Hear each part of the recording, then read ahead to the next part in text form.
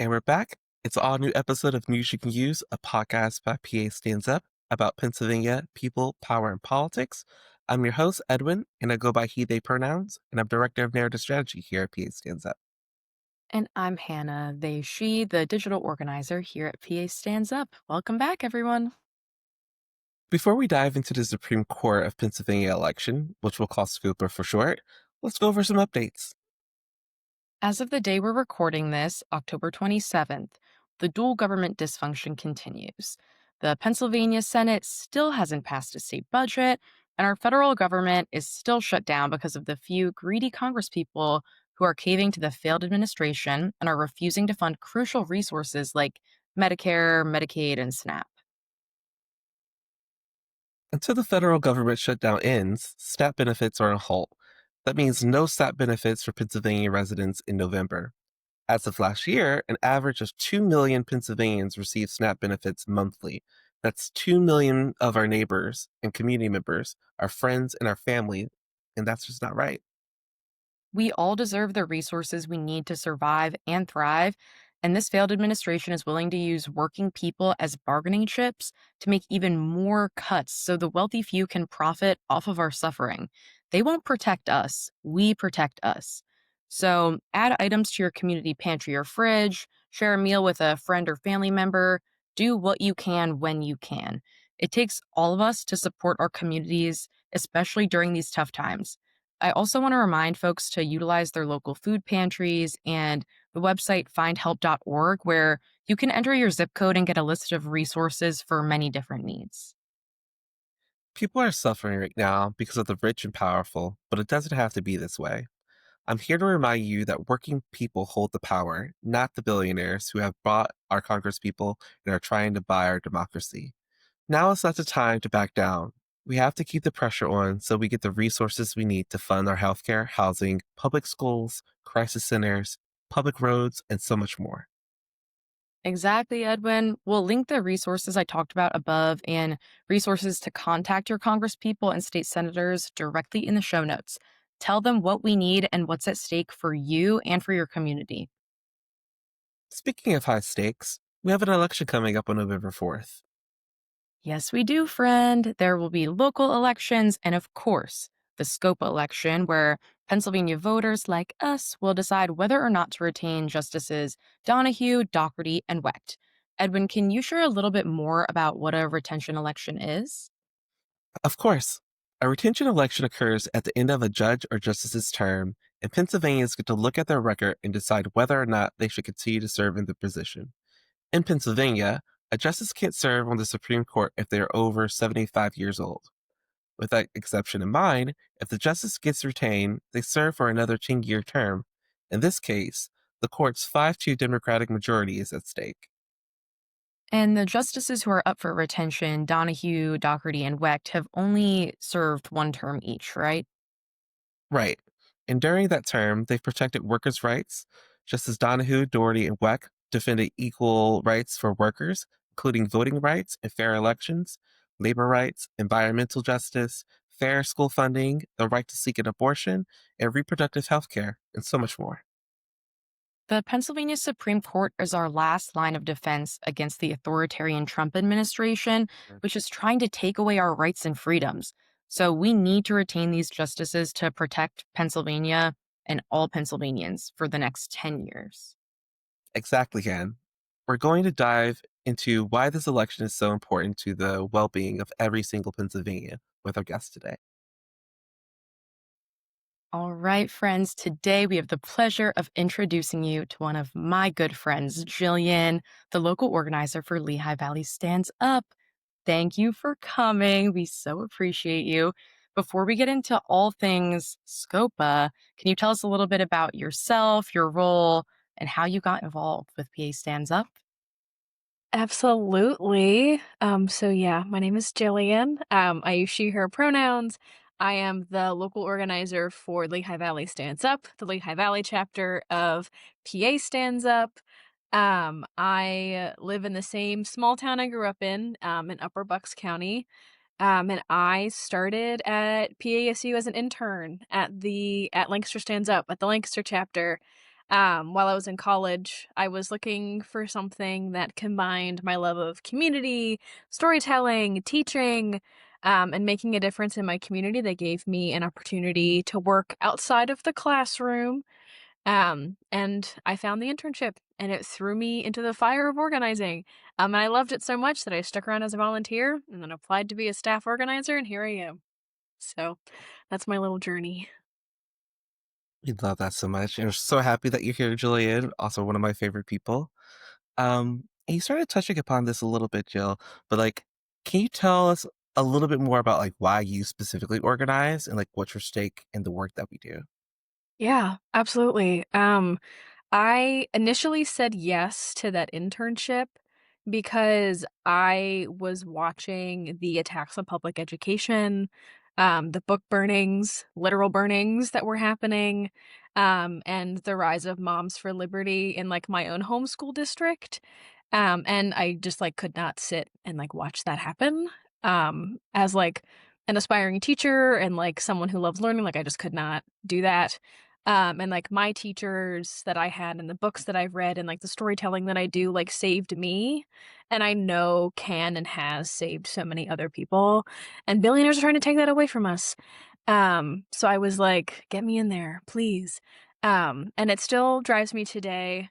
Um like I'm still driven by storytelling and like the necessity of free and accessible education and information. But now it's intersectional with like housing and wages, because I work two jobs and have to live at home. Because I can't afford a place to live in the Lehigh Valley, with the affordability crisis that's happening, and I'm sitting on a lot of student debt. I organize because I would love to live to see a future where education and information isn't paywalled, and people aren't forced to work themselves into the ground, just to afford the things that we need to survive. So that's why I'm here. We're happy to have you, and could not be more aligned. And you touched a little bit on billionaires being the root of a lot of the reason that you do this work, a lot of the reason that I do this work. And we've talked a little bit in our intro about the upcoming Supreme Court election. Can you talk to us about why that's important for you personally and for the Commonwealth? Yes, because that's all my life is right now, is billionaires and the Supreme Court races. But yeah, I was another organizer that I work with a lot in the Valley said this really well in like a training we had, where like the federal Supreme Court defines the floor and the state Supreme Court sets the ceiling. So like the Supreme Court is, and like we don't lie when we say this, like our last line of defense against the federal administration, against Jeffrey Yass. Like it is the place that gives us the rights and the things that we deserve in order to live. And oh my God, for me personally, it's like everything.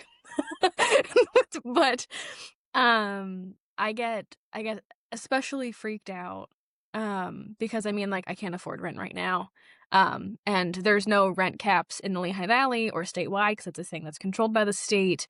And I will forever be closer to being homeless and unhoused than I am to being rich. And under a Republicans controlled Supreme Court, like I could get put in prison for that. And the people who are currently unhoused in our neighborhoods could be incarcerated for it. So that's a real thing that is weighing heavy on my heart.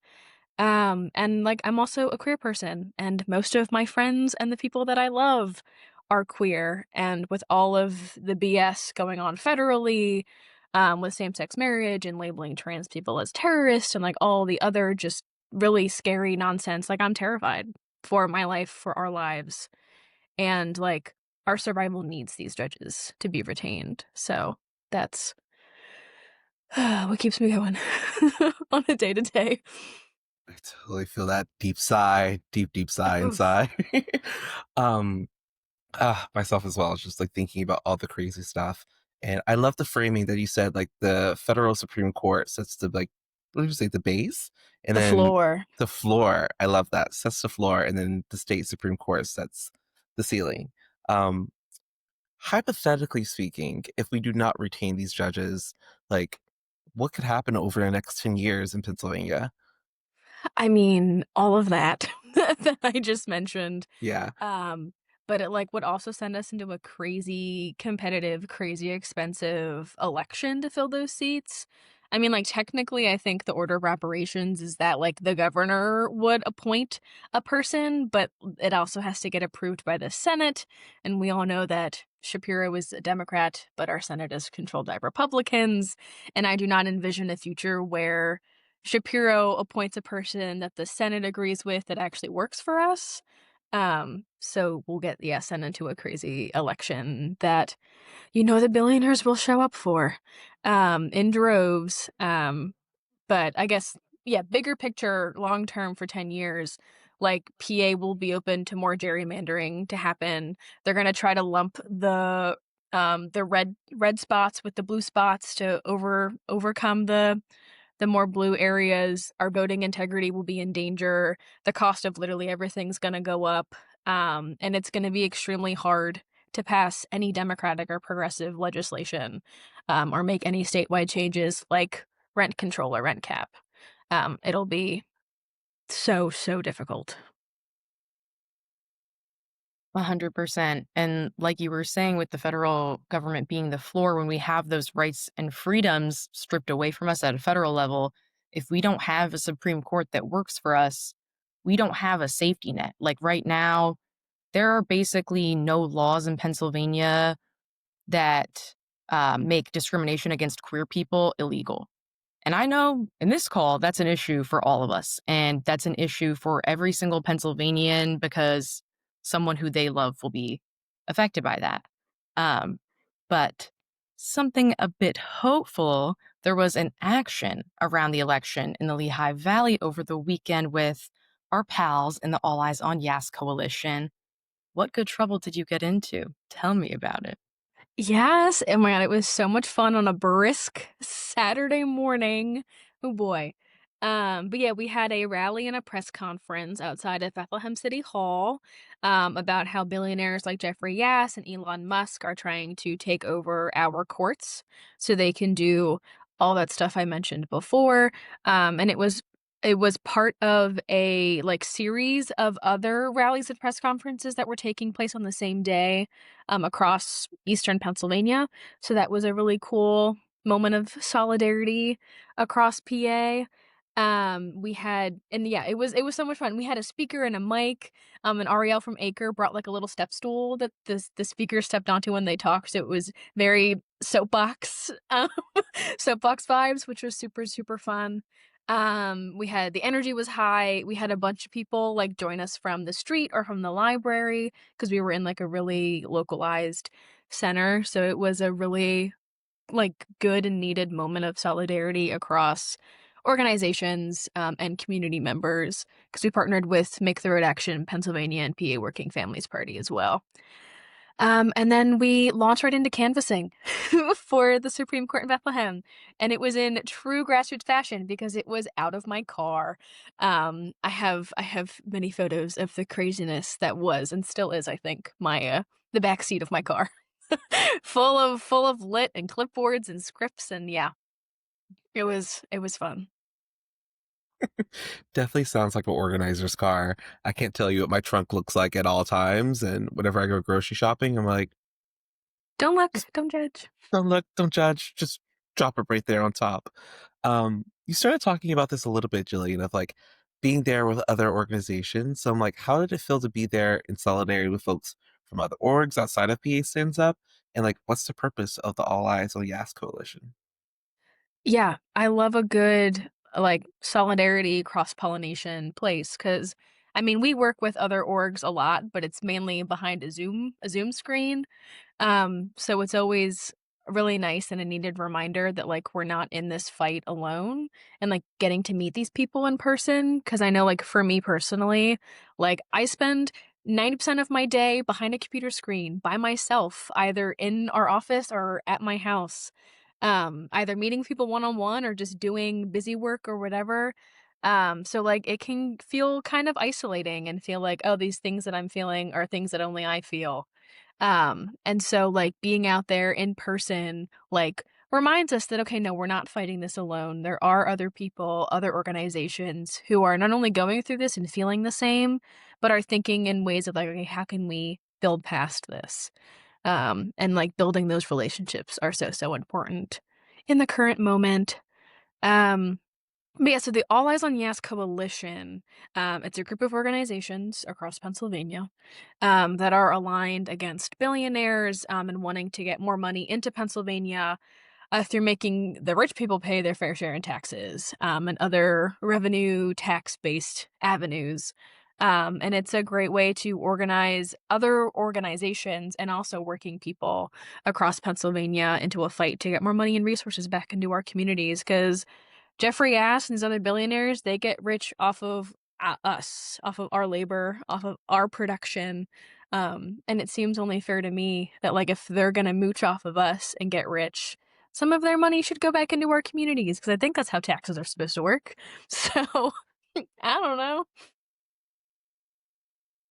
You would think. You would Yeah. think that they should pay their fair share. And like you were saying, like that's why this work is so important in coalition with other orgs because we know that we're more powerful together. And you mentioned my favorite enemy, Jeffrey Yass. We know that he has heavily invested in the Supreme Court race. Why is that? And why is it important for us to vote yes to retain Justices Donahue, Doherty, and Wecht, and not no, which is what the billionaires want? Yeah, we love to hate Jeffrey Yass. But yeah, Pennsylvania is like a crazy important purple state that holds a lot of political power. I was talking with someone at a training I was at out of state, and they were like, "So it's like Pennsylvania red or blue?" And I was like, "Oh, it's purple." And they laughed. They laughed at me because a lot of the times I feel like when people say, "Oh, my area is purple," like it's kind of in like a facetious kind of like funny way. But like, no, we are literally like we are a purple state and we are very important and hold a lot of political power. So like we are the state to invest in, which is exciting. I'm like I love being in a state and living in a state that is so important. But at what cost? Because the people that are investing in it are people like Jeffrey Yass. And he wants his way with education, with housing, voting, in our elections. And the way for him to do that is to ensure that our current justices, Donahue, Doherty, and Wecht, are not in their positions after November 4th. He wants to spend millions of dollars, which is pocket change for him. If we think about it in his $70 billion everything. Um, like he wants to spend those millions of dollars so that he can get other people into those positions so that he can pay them to do what he wants. And so keeping the three justices, Donahue, Doherty, and Wecht, means we keep the PA Supreme Court out of Yass's grubby hands. Yes.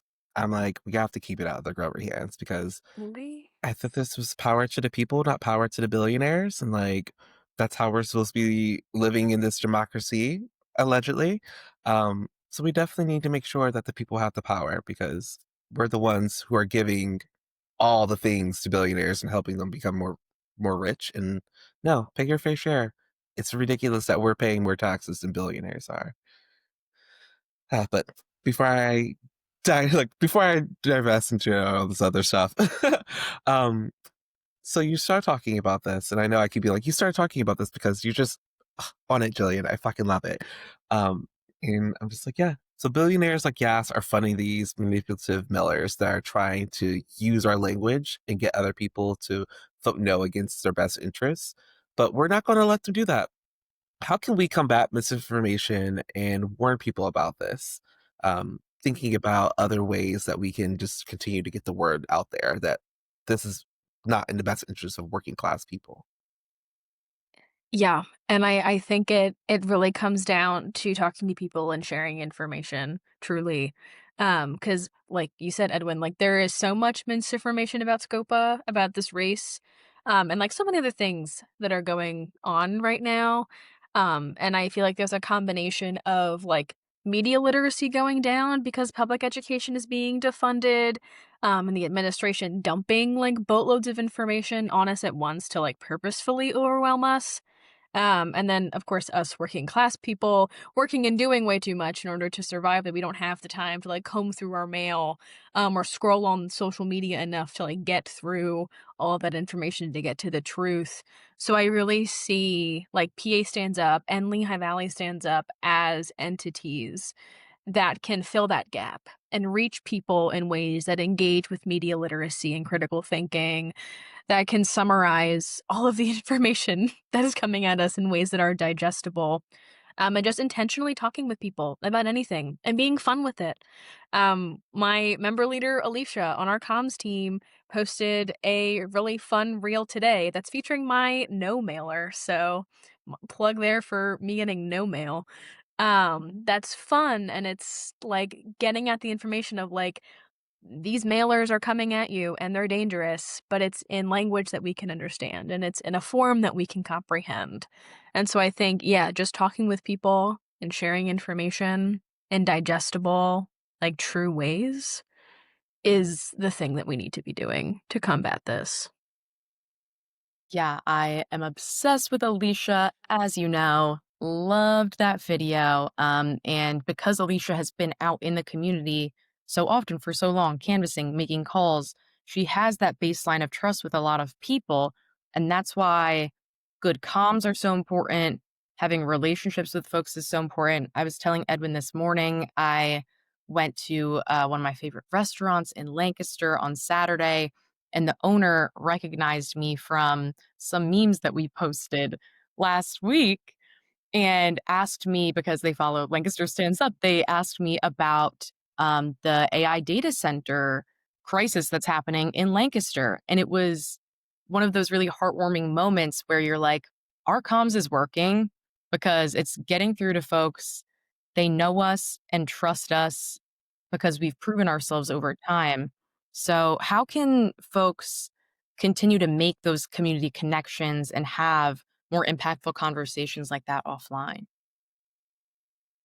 Yeah, I mean, it's still talking to people. It just looks different. Um, and yeah, like having the opportunity to talk to people either like face to face or over the phone, I think is super important to building the intentional community that we need to like keep each other safe and win the things that we need.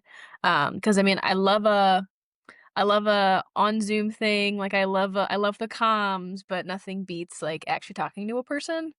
And like you can go out canvassing where we're meeting people literally where they're at, which is their homes, and talking to them about what's at stake for them and what's important. It can be in the crazy election season where we're talking about races like the Supreme Court race, or it can be beyond the election season and just about the issues that they care about and the things that are making their life difficult, like housing.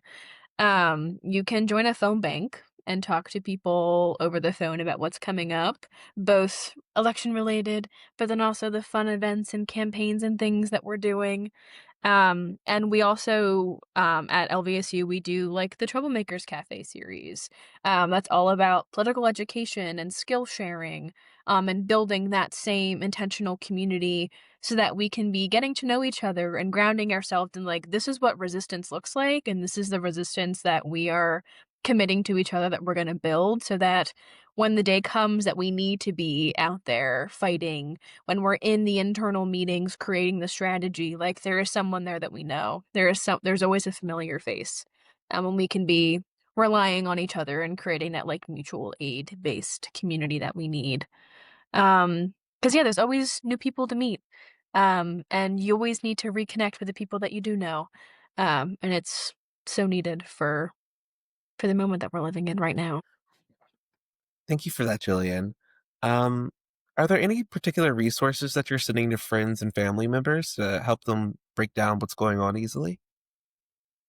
I think the main one is like sending people to like the PASU or the chapter websites, especially if like they live in Pennsylvania or in a chapter region, because that way they can get information about the judges and any other like local candidates that we're endorsing. Um, I don't I honestly don't have, like, any particular, like, resources or one-pagers that I share with people, but, like, I'm always happy to, like, do research with them, and, like, help them find the information or just share what's off my dome. Like, my friends and family and, like, my coworkers at my other job, like, they know how important this race is because I will not shut up about it, and I'm like, "Do you have a voting plan? And if not, let's work together." Because yeah, I think, like, that kind of info sharing is needed. Like, I had a friend reach out to me and who was like, "I don't know anything about, like, the judge of elections or these other races in, like, his super duper tiny township." And I was like, "I don't know either, but let's look it up together." And I spent like 15, 20 minutes, like, finding a bunch of websites for him to look at to find the information. Because, like, I may not know something, which is totally fine because none of us have to be experts to do literally anything. But, like, I'm happy to learn, and I'm happy to do the work, and, like, sometimes all it takes is, like, that one person being willing to say, "I don't know," and then embarking on that learning journey, and then bringing other people in on that learning journey, to be able to find out what you need to know, and I will always be the first person to be like, "I don't know," know, because there's a lot I don't know, and that's okay, because there's also a lot to learn. So, that's what I offer to people, my time and my research. I love that and cannot emphasize how important that is. And I love when like my friends from college who I don't, live in the same town as them anymore will be like, "What can you tell me about this person?" And I'm like, "I don't know. Let's look it up. Like, let's look into it together or a Mhm. particular issue or anything like that." That is also, community care, taking the time to help folks find the resources that they need. So, Jillian, I know I have talked about this on the pod before around election time. I have to wear my voting shirt. It's my Bernie Sanders shirt. It is looking worn, it's looking battered and bruised, but I have to wear it every election day because I'm convinced that it helps. So, do you have any specific election day traditions? I don't know if I'd call it a tradition, but I always get to my polling place right when it opens. I am there when it starts. Because I think it's like I mean, I'm a morning person, I like the serenity of the morning, so, like, that's super fun. But I also think it's a great way to kind of start the day and, like, ground myself into why the work that's ahead of me is important. So since, like, we're working on election day and, like, doing this really important stuff and making sure other people are getting out to vote, I'm like, "I wanna be there bright and early in the morning." Get my sticker. Um, and especially since I started voting, like, mail-in ballots because it was either COVID or I was at school, so I'm like, "Give me all of the in-person voting that I need." But yeah, so I think that's fun, and it's community, and I'll probably go to my favorite cafe and get a little sweet treat with my little sticker. But yeah, you will catch me there 6 a.m., 7 a.m., whenever it opens, um, and I will be voting in person. Love that. I feel like that's a really good tradition, even if it's not a tradition. Like Sure. going to go vote bright and early, getting a sweet treat afterwards. Sounds good to me. um, all right, we've come to our last question, Jillian. Something that we always ask our guests is, what's giving you radical hope right now? Yeah. Um I really think it's all of my friends and the people who I love dearly that Mm. are in my little circle, who see the chaos of the moment that we're living in and, like, put up with my rantings that I do at the beginning of whenever I hang out with people about whatever work stuff is going on, and who can, like, cry and yell with me about how scary everything is. But then also, like, in the same breath, like, stand and learn and laugh, and organize alongside me, because they're important to me. And seeing other people be hopeful or at least, like, motivated to keep fighting and trying through this thing that we're struggling through, gives me a lot of radical hope. But yeah, I do this for my friends and the people that I love, because I wouldn't be here without them. So they will always and forever bring me radical hope. Ah, love that so much. Thank you, Jillian, for being on this episode of Yeah. News You Can Use.